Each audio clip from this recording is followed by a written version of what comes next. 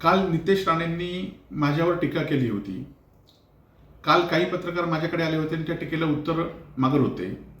परंतु मी म्हटलं की 1-2 दिवस थांबूया, कारण निलेश राणे जे टीका करतायत ते त्यांच्या टीकेवर ठाम नसतात. त्यामुळे मानेकरांवर टीका केली ते आज काय बदलतात हे मी पाहत होतो.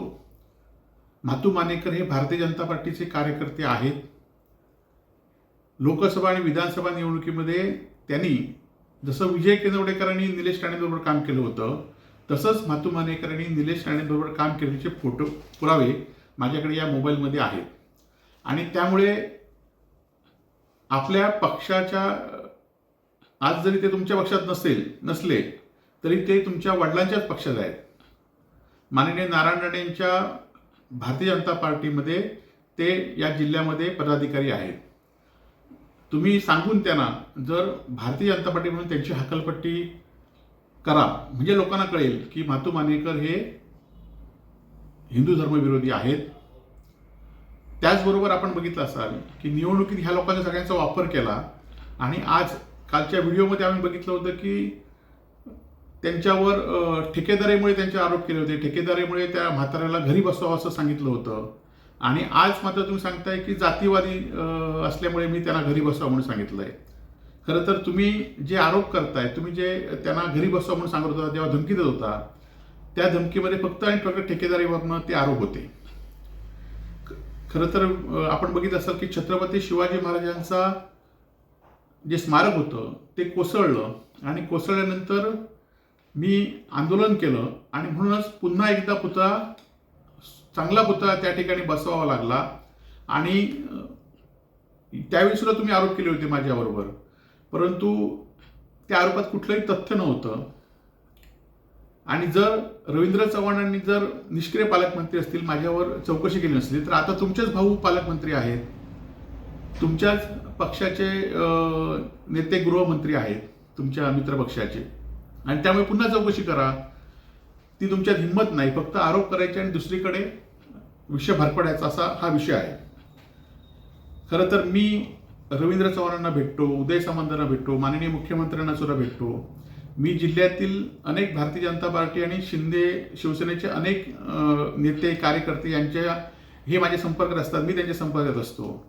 परंतु माझ्या पक्षाची भूमिका आणि माझी भूमिका ही माझी ठाम असते, हे लोकांनी बघितलेलं आहे. परंतु मी भेटतो ते तुम्हाला का पोटात दुखतंय?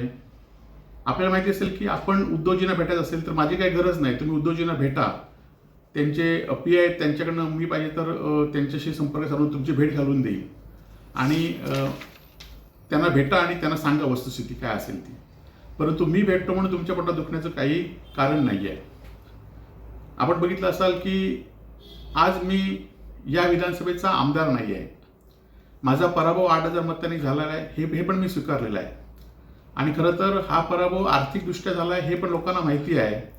आणि रवींद्र चव्हाणांमुळेच तुम्ही विजयी झालात हे पण तुम्ही नाकारू शकत नाही आहे. परंतु मी आमदार नाही. आता तुम्ही आमदार आहात तर तुम्ही या जिल्ह्यातील या मतदारसंघातील प्रश्न सोडवले पाहिजेत. माझ्यावर आरोप करण्यापेक्षा आज आपण बघितलं असेल की मच्छीमारांना एलईडीने धुमाकूळ घातलाय, मच्छीमारांमध्ये दुष्काळ पडलाय. आज जलजीवन मिशनची कामं, एकही काम या मतदारसंघामध्ये जी आम्ही सुरू केली होती, एकही काम पूर्ण झाले नाही, ही वस्तुस्थिती आहे. आज शासकीय मेडिकल कॉलेज सुरू केलंय, त्या मेडिकल कॉलेजमध्ये डॉक्टर नाही आहेत. याउलट तुमचे जे शेजारचे असतात, पी असतात, ते त्या ठिकाणी टेम्पररी कर्मचारी नेमण्यासाठी पैसे घेतात. ह्याचे पुरावे माझ्याकडे आहेत, काही दिवसात मी ते देईन. महिला हॉस्पिटलमध्ये, जे कुडामध्ये महिला हॉस्पिटल आम्ही बनवलंय, त्या महिला हॉस्पिटलमध्ये एखाद्या डिलिव्हरी असलेल्या महिलेची 9 महिने ट्रीटमेंट दिली जाते. आणि शेवटच्या ज्यावेळी तिला पेन सुरू होतात त्यावेळी त्या ठिकाणी डॉक्टर नसतो. आणि मग त्या महिलेच्या जीवावर बेतलेल्याचे अनेक प्रसंग ह्या 6 महिन्यात झालेले आहेत. त्याकडे तुम्ही लक्ष द्या. आज ज्या वाळू व्यावसायिकांनी तुम्ही जिंकून आल्यावर 5 लाखाचे फटाके लावले होते, त्या वाळू व्यावसायिकांना अधिकृत करण्यासाठी, लिलाव करण्यासाठी या मतदारसंघातले वाळूचे लिलावच झाले नाही आहेत. ते लिलाव करण्यासाठी प्रयत्न करा, म्हणजे त्यांना अधिकृत या ठिकाणी होईल. ज्या ठिकाणी विरोध लोकांचा आहे त्या ठिकाणी थांबवा. या मतदारसंघातील आपण बघितलं असाल की सगळीकडे रस्ते खोदून ठेवलेले आहेत. आता कुडाळ मालवणचा रस्ता असून देत, अनेक रस्ते असून देत की जे रस्ते आता माणगावचा रस्ता असून देत, डांगमड्याचा रस्ता असून हे रस्ते आता पावसात पूर्ण होणार नाही आहेत, त्याकडे तुम्ही लक्ष द्या. आणि माझ्यावर आरोप करताना तुम्ही विधानसभेत सुद्धा आरोप केला. तुम्ही एखाद्या मंत्र्याकडे आरोप करतात, एखाद्या विधानसभेत आरोप करतात, तुम्हाला वाटतं की तुम्ही बोलताय म्हणून. लोक तुम्हाला कोणी सिरियस घेत नाहीत. फक्त माजी मुख्यमंत्री असलेल्या नारायण यांचे तुम्ही चिरंजीव असल्यामुळे तुम्हाला कोण बोलत नाहीत, परंतु लोक तुम्हाला सिरियस घेत नाहीत हे वर्षभरात कळलेलं आहे. त्यामुळे मी आज आमदार नाही तर लोकप्रतिनिधी म्हणून तुम्ही आहात. आम्ही विरोधक म्हणून जे काही चुकीचं दिसेल, जर तुम्ही म्हातू मानेकरांना धमकी दिलीत, विजय गणवेकरांच्या घरात घुसलात, ते आम्ही लोकांना ज्यावेळी चुकी असेल ते लोकांना आम्ही दाखवण्याचं आमचं विरोधक म्हणून काम आहे. तुम्ही माझ्यावर टीका करण्यापेक्षा माझा सगळा हा प्रकार आहे. मी जर कोणाकडे ठेकेदाराकडनं पैसे घेतले असतील, मी जर छत्रपती शिवाजी महाराजांच्या पुतळ्याच्या ह्याच्यामध्ये माझा हात असेल तर माझी कधीही चौकशी करा. मागच्या वेळेस आपण भ्रष्टाचाराचा आरोप केल्यानंतर मी LCBला पत्र दिलं होतं की माझे चौकशीचे काही पुरावे या आमदार महोदयांकडे असतील तर ते पुरावे त्यांच्याकडनं घ्या. त्यामुळे माझा कुठलाही चौकशी आपण करू शकता याआधी सुद्धा झालेली आहे.